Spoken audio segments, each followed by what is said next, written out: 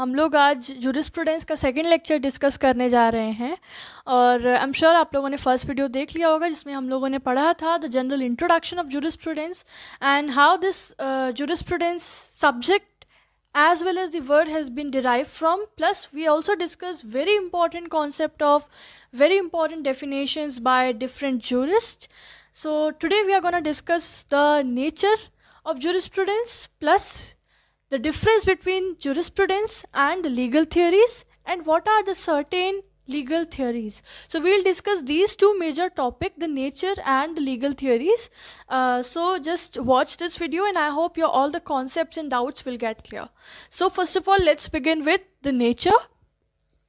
So the question arises, jurisprudence whether a science, कि क्या ये जो हम लोग jurisprudence पढ़ रहे हैं, हमने तमाम अलग अलग juris के थ्रू पढ़ा jurisprudence क्या है, formal science of positive law है या फिर क्या नाम है scientific synthesis है, चाहे वो essential principles of law का हो या general principles of law का हो, या ये एक legal system है या फिर ये एक science of law है या फिर ये एक study of fundamental principles है. पर यहाँ पे question ये arise हो रहा है कि ये जो jurisprudence का सब्जेक्ट है ये साइंस है या आर्ट है. तो हम लोग यहाँ डिस्कस करेंगे कि ये किस तरीके से साइंस है या क्या ये एक साइंस है. तो देखते हैं क्या कहते हैं अलग अलग jurist. So jurisprudence is a systematic study of law as expounded by Austin and his successors. देखिए हम लोगों ने ऑस्टिन का व्यू पढ़ा, ठीक है. तो ऑस्टिन के अकॉर्डिंग जो जूरिस्प्रूडेंस है ये एक तरीके की सिस्टमैटिक स्टडी है लॉ की, ठीक है. और इसके यही जो एक थ्योरी है ऑस्टिन द्वारा दी गई, ये उसके सक्सेसर्स भी इसी पॉइंट पर स्टिक्ड हैं और वही चीज़ को वो भी मानते हैं. This totally excludes customary practices and social और मॉरल एस्पेक्ट. देखिए जो ऑस्टिन ने जो भी प्रोपाउंड किया, जो भी जूरिस्प्रूडेंस का एक मतलब दिया, उसमें कस्टमरी प्रैक्टिसेस को कहीं ना कहीं बिल्कुल एक्सक्लूड किया गया था, और या फिर जितने भी सोशल या मॉरल एस्पेक्ट होते हैं इन अ सोसाइटी उसको एक्सक्लूड किया गया था. और अगर मैं मॉरल या कस्टमरी एस्पेक्ट की बात करूँ तो उसको जनरली जो हम लोग HLA हार्ट का कॉन्सेप्ट पढ़ते हैं उसमें वो कवर करते हैं, ठीक है. तो फिलहाल हम लोग ऑस्टिन की बात कर रहे हैं. सो पॉजिटिविस्ट, क्योंकि आप लोगों को शायद पता होगा ऑस्टिन ने ही पॉजिटिविस्ट थ्योरी दी थी, तो उसके जो भी फॉलोअर्स हैं या उसके जो भी कॉन्सेप्ट में बिलीव करते हैं उनको हम लोग पॉजिटिविस्ट बोलते हैं.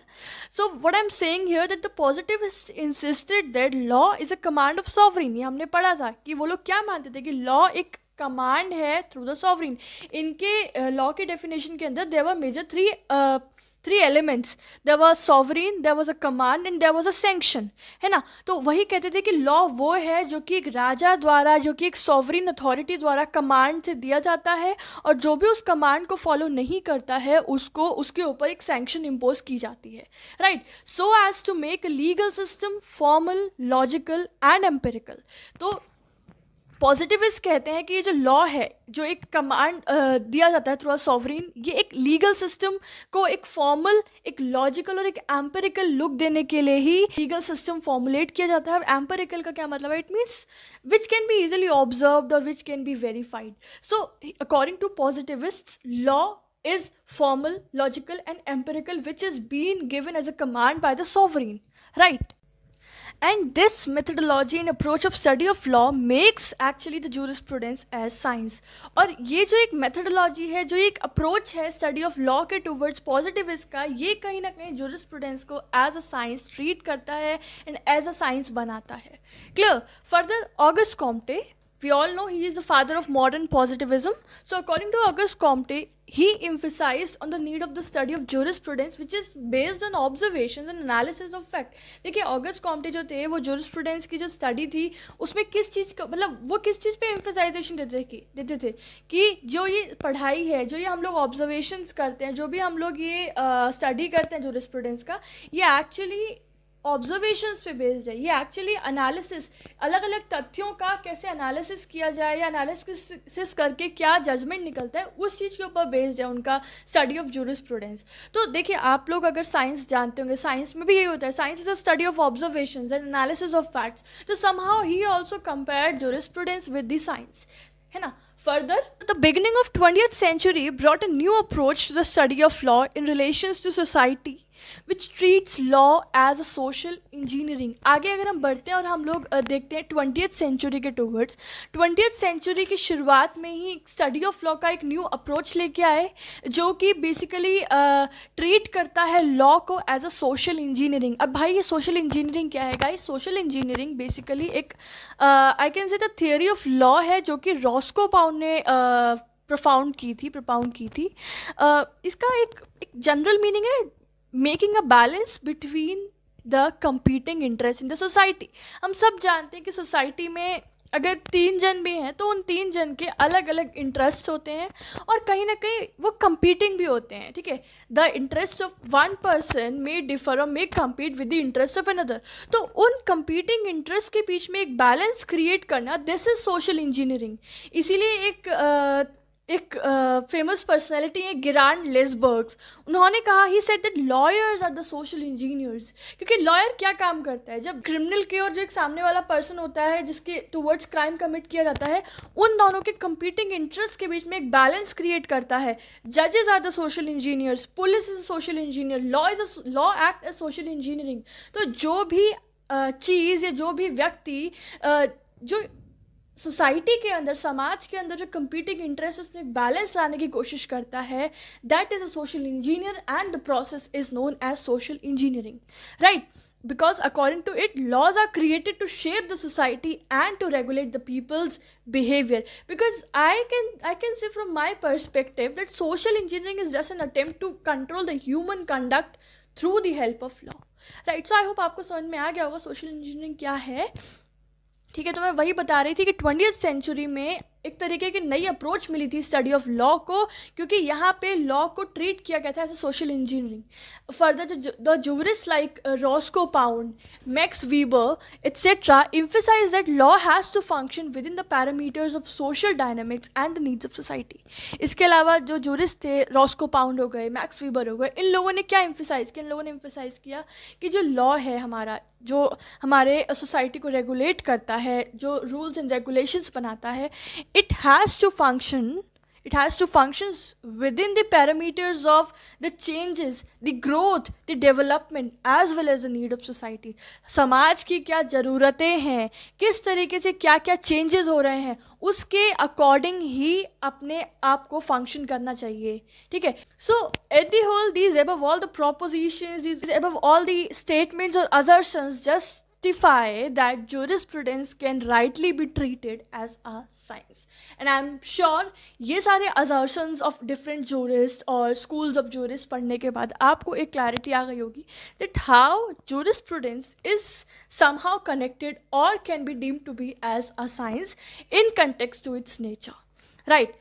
And अगर in case आपका question भी आता है for say 3 marker or 5 marker, then you can easily write down the same. ठीक है, एक चीज़ आती है यहाँ पे that jurisprudence is lawyers extra version. ये एक स्टेटमेंट है बेसिकली जो कि जूलियस स्टोन ने दी थी. So according to Julius Stone, jurisprudence is lawyers extra version. It is the lawyers examination of precepts means the general rules and principles. So it is the lawyer's examination of precepts and techniques of the law in the light derived from the present knowledge and disciplines other than the law. उनके according jurisprudence क्या है? jurisprudence एक lawyer का extra version है और कुछ नहीं है. ये क्या है? ये लॉयर के द्वारा की गई एग्जामिनेशंस हैं, अलग अलग रूल्स की, प्रिंसिपल्स की, थ्योरीज की, टेक्निक्स की रिलेटेड टू लॉ. राइट, और कैसे, किस तरीके से वो एग्जामिनेशन करता है? By getting the knowledge of different disciplines of society apart from law. Right, so this is the statement that is jurisprudence is lawyer's extra version was given by Julius Stone. You have to remember this because you are studying jurisprudence and this question as a form of MCQ or a 2 marker or more than that may come in your exam. So you just have to remember who gave this and what is its meaning. Right, let's move further. अब हम लोग discuss करेंगे अपने इस topic का second portion, जो कि मैं बात कर रही थी लीगल थ्योरी के बारे में कि लीगल थ्योरी क्या है. तो पहले हम जान लेते हैं कि जूरिस्प्रूडेंस और लीगल थ्योरी के बीच में डिफरेंस क्या है.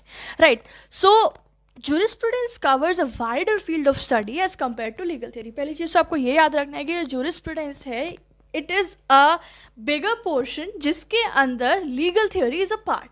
ठीक है, एक वाइडर फील्ड ऑफ स्टडी है और लीगल थियोरी इसका एक तरीके से it's an aspect, it's a single aspect of jurisprudence, right. On the other hand legal theory comprises philosophy of law and therefore it seeks to examine and analyze the philosophical content of law. philosophy से क्या मतलब? philosophy से I understand that it is a study of fundamental nature or the theory or the attitude of law. तो basically जो legal theory है और जो हम लोग 4 different types of legal theories पढ़ेंगे, ये law की क्या attitude है, law का क्या theories हैं और law के क्या fundamental nature की study है, उसको हमको बताता है, एक्सप्लेन करता है, उसी को एग्जामिन करता है और उसी को एनालाइज करता है, right. Jurisprudence involve investigation of. देखिए, जूरिस्प्रूडेंस सिर्फ ये नहीं बताता कि लॉ क्या है, या सिर्फ एक फिलोसफिकल एस्पेक्ट या सिर्फ थियोरी नहीं बताता है, ये एक लॉ की इन डेप्थ इन्वेस्टिगेशन करता है. Where is legal theory, it's just an attempt to answer what is law in order to clarify all the legal concept. क्योंकि लीगल थियोरी जो है ये एक सिंगल आंसर को क्वेश्चन का आंसर देने का अटेम्प्ट करता है कि लॉ क्या है. इसकी जो भी एक लिमिट है वो यहाँ तक है कि लॉ क्या है उसका एग्जामिनेशन करना, उसका एनालाइजेशन करना है, ताकि अगर हमको जब लॉ पता चल जाएगा तो हम लोग बाकी जितने भी लीगल कॉन्सेप्ट है उसमें एक क्लैरिटी अचीव कर सकते हैं, right. Legal theory is only one aspect of jurisprudence which is evaluative and philosophical study of law. So I hope आपको एक general differentiation पता चल गया होगा, because there is a very thin line difference, because a lot of time a lot of people use these word as one and the same. एक दूसरे की जगह पर इनको इंटर एक्सचेंज यूज़ कर लेते हैं, but no, they are different, there is a difference between them. ठीक है, अब हम ये बात करें कि अब हम लोग ये बात करें कि ये वर्ड, ये जो लीगल थ्योरी का जो कॉन्सेप्ट है या जो लीगल थ्योरी का टर्म है, ये डिराइव कहाँ से हुआ है. So doctor Friedmann was the first jurist who coined the term legal theory in 1945. ठीक है, do remember guys, legal theory को पहली बार कॉइन किसने किया था? एक जूरिस्ट थे, डॉक्टर फ्रायडमैन, उन्होंने किया था in 1945, right. He refuse to accept the concept of jurisprudence, क्योंकि उन्होंने सिंस द बिगनिंग जूरिस्प्रूडेंस के कॉन्सेप्ट को एक्सेप्ट करने से रिफ्यूज़ कर दिया था, और इसीलिए वो अपना खुद का एक नया कॉन्सेप्ट, अपना खुद का एक नया टर्म लेकर आए, that we know as legal theory, right. Later, the theory gained popularity due to the contribution of great modern jurists like H.L.A. Hart, Wolff, Robert Paul, etc. और मतलब शुरुआत में अकेले यही थे जिन्होंने इस टर्म को लेकर आए, बट बाद में काफ़ी सारे जो भी एक कहते हैं कि पॉपुलर जूरिस्ट थे, जैसे कि H.L.A. हार्ट हो गए, रॉबर्ट पॉल हो गए, उन लोगों ने भी इस थ्योरी को एक स्पेशल कॉन्ट्रीब्यूशन दिया और इसीलिए इसको एक पॉपुलैरिटी भी गेन हुई थी, right. They suggested that legal theory is not concern with the entire province of jurisprudence but relates only to the analysis of philosophical notion of law. वही जो अभी हमने डिफ्रेंसिएशन में पढ़ा था कि लीगल थियोरी आपको कंप्लीट जूरिस्प्रूडेंस की जानकारी नहीं देती है, ये एक फिलोसफिकल एस्पेक्ट ऑफ लॉ को एक्सप्लेन करती है. तो समहाउ वही चीज़ इन सारे जूरिस्ट ने भी कंक्लूड की थी, right. The word jurisprudence and legal theory are used interchangeably in legal writings, but it is difficult to draw a line of difference between them. देखिए, वही मैंने बताया कि इन लोगों को very often they are being used interchangeably, but there is a thin line difference and we have already known it, right. अब हम लोग सीधा बढ़ते हैं types of legal theories के towards. Basically there are 4: natural law theory, legal positivism theory, realistic theory and critical legal theory. Guys, in the coming lectures we are also gonna study the schools of jurisprudence. ठीक है, they are very very important part of jurisprudence, they are the essence of jurisprudence subject. ठीक है, तो हम लोग उसको पढ़ेंगे. तो अभी आप लोग जब लीगल थियोरी के टाइप्स देखेंगे ना कहीं वो लोग सिमिलर लेंगे. जैसे कि नेचुरल लॉ थियोरी जो है वो नेचुरल स्कूल से बिल्कुल दे द पार्ट ऑफ दैट. ठीक है, आगे हम लोग पढ़ेंगे लीगल पॉजिटिविज्म थ्योरी, तो वो एनालिटिकल स्कूल का एक कोर है. ठीक है, रियलिस्टिक थ्योरी रियलिस्टिक स्कूल का. सो फिलहाल हम लोग ये पढ़ते हैं. पहला है हमारा नेचुरल लॉ थ्योरी, जिसके प्रोपाउंडर या जिसके फाउंडर हैं एरिस्टोटल. ठीक है, so according to Aristotle law is truth. उनके अकॉर्डिंग सिंपल लॉ क्या है? लॉ ट्रुथ है, जो सच है वो लॉ है. ठीक है, according to natural law theory law is based on goodness, morality, justice and equality. उनके अकॉर्डिंग जो लॉ है वो गुडनेस पे, मोरालिटी पे, नैतिकता पे, ठीक है, जस्टिस क्या सही है क्या गलत है, और इक्वालिटी पे, इन सारे सोर्सेज है, इन सारे एस्पेक्ट पर बेस्ड है, right. Natural law theory is a part of ethical jurisprudence because it is based on ethics and morality. Clear? Natural law theory के क्या सोर्सेज हैं? सो गॉड मेड लॉज, क्योंकि एक मोरालिटी और गुडनेस पे बेस्ड है, जो कि गॉड मेड लॉज जो कि गॉड द्वारा बनाए गए हैं, जो कि ऑथेंटिक होते हैं, जो कि फिक्स्ड होते हैं। And the second, the reasons which are based on the consciousness of the mind, कि क्या सही है और क्या गलत है, ठीक है। तो I hope the natural law theory is clear to you. Now the second is the legal positivism. So इसके प्रोपाउंडर हैं sir Jeremy Bentham and sir John Austin. दोनों ने ही इस थ्योरी के अंदर एक इम्पॉर्टेंट अपना योगदान दिया है, आई मस्ट से। और क्या नाम है, आप सब जानते हैं बेंथम के एक डिसिपल हैं ऑस्टिन, ठीक है। क्या कहते हैं? In legal positivism it separated two things, दो बातों को उन्होंने सेपरेट किया है, what the law is and what the law ought to be. दो बातों को इन्होंने विभाजित किया है कि लॉ क्या है और लॉ कैसा होना चाहिए, ठीक है। ये हम लोग ये एक तरीके से हम लोग जब आगे एनालिटिकल स्कूल या जिसको पॉजिटिव स्कूल या जिसको इम्पेरेटिव स्कूल भी बोलते हैं, हम जब उसको पढ़ेंगे तो उसमें भी एक बहुत ही एक कहते हैं ना कि मेन पार्ट है ये उस स्कूल का, ठीक है। तो फिलहाल लीगल पॉजिटिविज्म थ्योरी में इन दो चीज़ों को डिवाइड किया गया है, सेपरेट किया गया है। According to legal positivism, law is what legislation has given to you and no change is accepted. तो इस थ्योरी के अकॉर्डिंग लॉ वो है जो कि लेजिस्लेशन ने हमको दिया है। वी ऑल नो ना there are three pillars of government, legislation, executive and judiciary. तो वो लॉ जो कि हमें लेजिस्लेशन ने दिया है, जो कि पार्लियामेंट द्वारा बनाया गया है, पास किया गया है, वो ही लॉ है। अगर आप उसमें कोई भी चेंज करते हैं तो वो एक्सेप्टेड नहीं है। क्लियर? चलिए आगे बढ़ते हैं जल्दी से। तीसरा थ्योरी है रियलिस्टिक थ्योरी और इसके फाउंडर हैं कार्ल्स। गाइस इन सब के थ्योरीज के फाउंडर आपको याद करना है, ये आपका काम है। एंड आई एम श्योर जब आप एक बार वीडियो, दो बार वीडियो देख लेंगे ना, you will get it, you will you know remember this whole concept by heart, ठीक है। तो इसके फाउंडर है कार्ल्स। So according to it the real legislators are courts and the law is enforced by courts. देखो इस theory के नाम में ही है रियल, ठीक है। तो वो लॉ जो कि कोर्ट द्वारा बनाया गया है वही रियल है। और रियल लेजिस्लेटर्स कौन है? रियल लेजिस्लेटर्स आर कोर्ट, जो कि जस्टिस इम्पार्ट करते हैं, जो कि लॉ इन्फोर्स करते हैं, राइट। ये है इस थ्योरी का कॉन्सेप्ट। लॉ इज वॉट जज डिसाइड, लॉ वो है जो कि जज डिसाइड करता है। And without practical application law are dead words. ये बहुत अच्छी लाइन है कि देखो पार्लियामेंट ने या किसी भी स्टेट लेजिस्लेचर ने लॉ बना दिया, लॉ पास कर दिया, पर जब तक उसका practical application in the society नहीं होता है, they are mere dead words, क्योंकि उनका कहीं यूज़ नहीं हुआ। जिस पर्पज़ के लिए वो फॉर्मुलेट हुए थे वो पर्पज़ फुलफिल नहीं हुआ, right. Words get life when they are applied by courts. उन डेड वर्ड्स को लाइफ सिर्फ तब मिलती है जब उनको उनका एप्लीकेशन जो है वो कोर्ट्स के थ्रू किया जाता है, राइट। तो ये एक बेसिक कॉन्सेप्ट है रियलिस्टिक थ्योरी का। I hope you have got it. चलिए अब लास्ट थ्योरी के टुवर्ड्स बढ़ते हैं और जल्दी से इस लेक्चर को ओवर करते हैं। The last theory is critical legal theory and this was propounded by Karl Marx and Max Weber. So Marxists believe that, Marxists means those who are the followers and believers of Karl Marx's words, right? So Marxists believe that private property is the basis for the existence of law and state. देखिए Marxists के according जो law है, ये जो state है, उसका existence क्या है?